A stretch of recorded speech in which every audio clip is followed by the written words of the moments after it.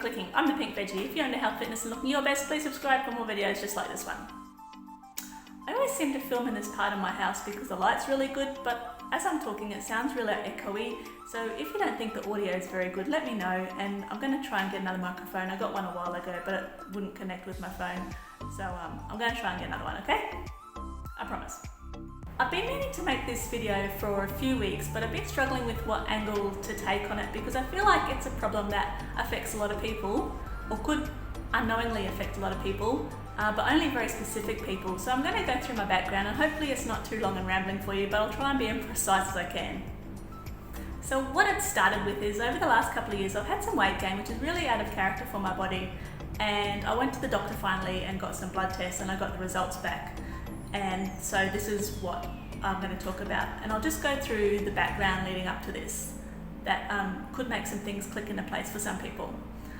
So to start with, I've been vegetarian a long time, and I've mentioned this in videos before, but I worked it out the other day, and it was actually the end of '96 that I stopped eating meat.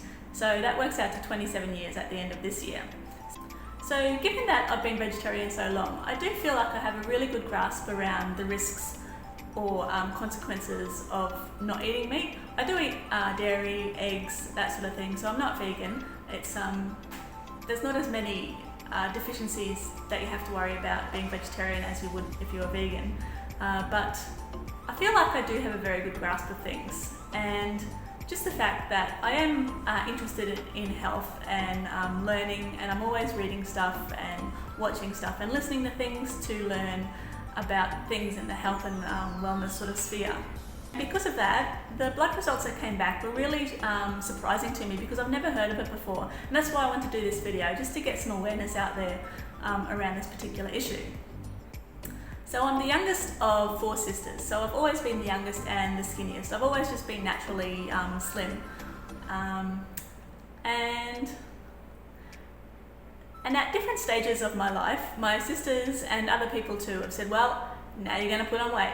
I wanted the pill when I was 18 and people said, well, you put on weight now. I did, and I didn't. And when I turned 20 to 25, people were like, oh, well, you're going to gain weight now. It's all downhill from here. And I didn't. When I got pregnant, I was 36, so I was quite late getting pregnant, but people said, oh, well, you'll put on weight now. And of course I did because I was pregnant, but it came off pretty easily afterwards without trying.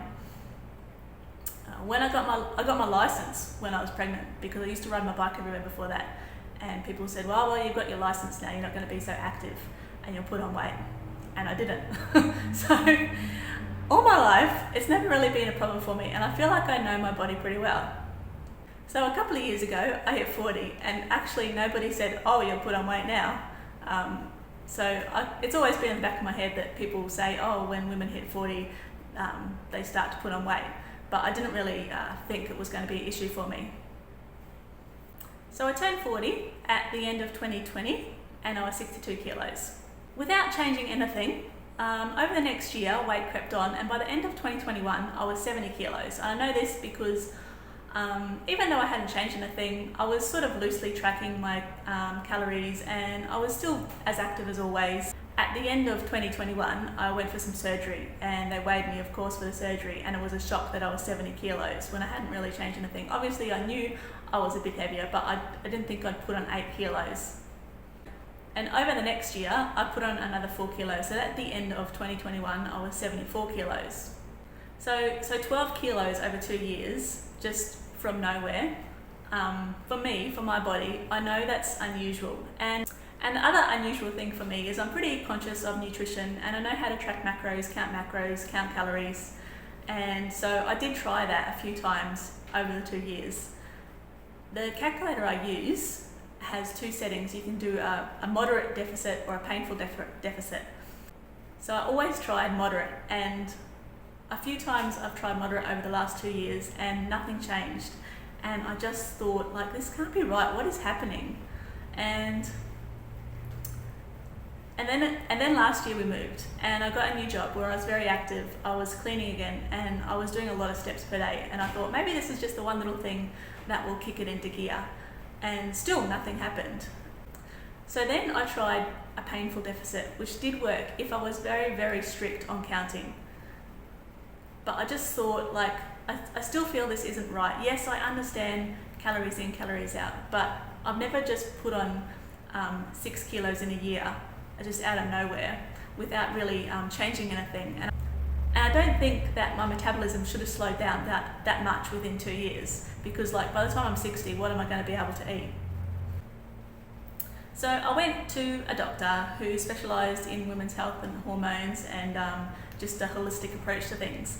And she asked me a whole bunch of questions and sent me off for blood tests. When I came back to get the results, I assumed that she would be testing my hormones because you know, if you're 40 and suddenly gaining weight, it was sort of an obvious thing to me that you test your hormones. But she said she didn't do that because you have to be off the pill for 3 months to get a proper reading and blah, blah, blah. So the big thing that came from the results was I'm iodine deficient. And I've never ever heard of that. Like, never. In 27 years, that is something that I have to think about, iodine. And the more and more I read into it after she told me that, the more and more problems I see arise from people being iodine deficient and how much of a big unknown problem it can be for people. And the reason being is iodine is very, very important for your thyroid, and your thyroid controls your metabolism. So there you go. And the second big thing from that was, of course, my metabolism function wasn't as good as it should be. So obviously the iodine leads to the metabolism. And the more and more I look into the iodine deficiency, things sort of click into place for me. So the number one symptom of an iodine deficiency is swelling in your neck because it affects your thyroid. And your thyroid is right here. And I have been noticing over the last couple of years, I have this little bit extra here. And I have to be honest, like my family genetics for like a strong jawline and neck is not very good to start with.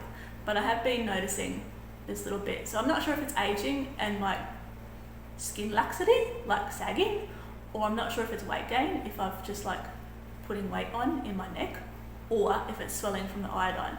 So that one, it could ring true or it may not. We'll see as I treat it, how it goes.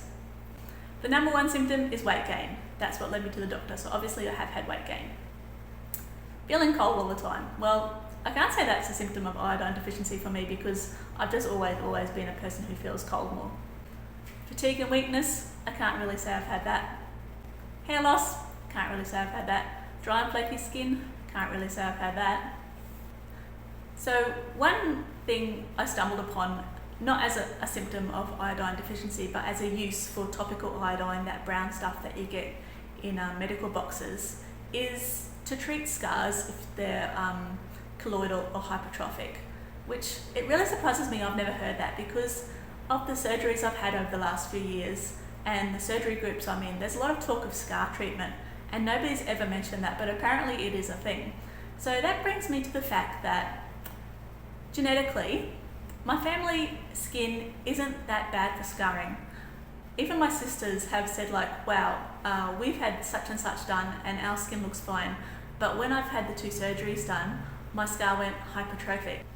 And now in hind vision, I think maybe was it because I've been iodine deficient the whole time? Because if it can help with scarring after the fact, if you're iodine deficient when the scar's forming, does that make it get worse? Do you know what I mean? So there is a very simple test you can do to see if you're iodine deficient at home without a blood test. Apparently, this is a thing. You can get the brown stuff that I just mentioned, that iodine that you buy in medical kits, and do a little swab test on your skin, make a brown patch, and then if it disappears within an hour, apparently you're iodine deficient. I haven't tried that myself to see how my levels are going because I'm nearly due to go back for a check-in with the doctor. So why did I mention being vegetarian in the start? Because I'm vegetarian. Some people call themselves vegetarian and still eat chicken and fish. I don't. I don't like seafood. And one of the big sources of iodine is food from the ocean.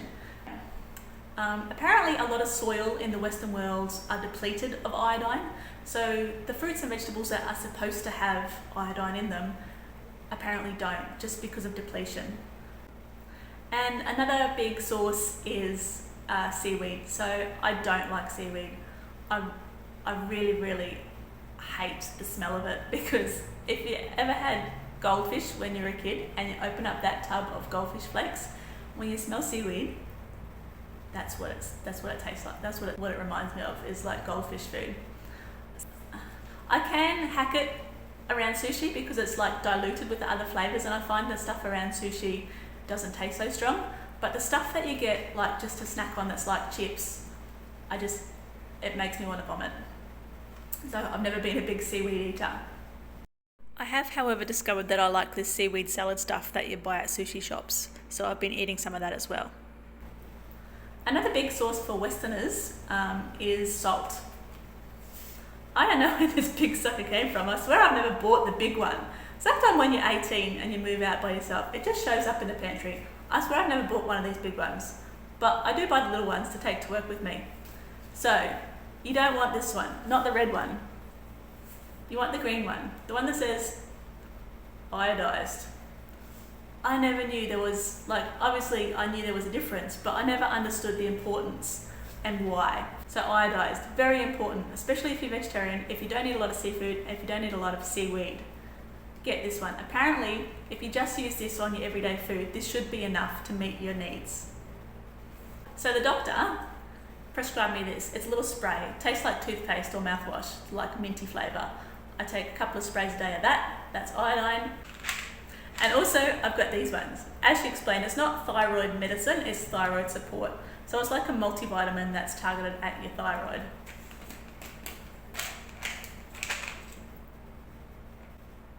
And the active ingredients in there, a lot of things I haven't heard of before and I cannot pronounce, so I'm not going to try. But I've been taking these 2 a day. Funnily, my girl, because they're black, when she saw me taking one, she went, "Is that crushed up Oreos?" I'm like, "No, it's not crushed up Oreos. Smell in the jar." And she's like, I never, ever want to smell that smell again. They're not bad. It smells like multivitamins. And honestly, I'm not bad at taking tablets. I don't mind taking huge tablets, so that hasn't been so bad for me.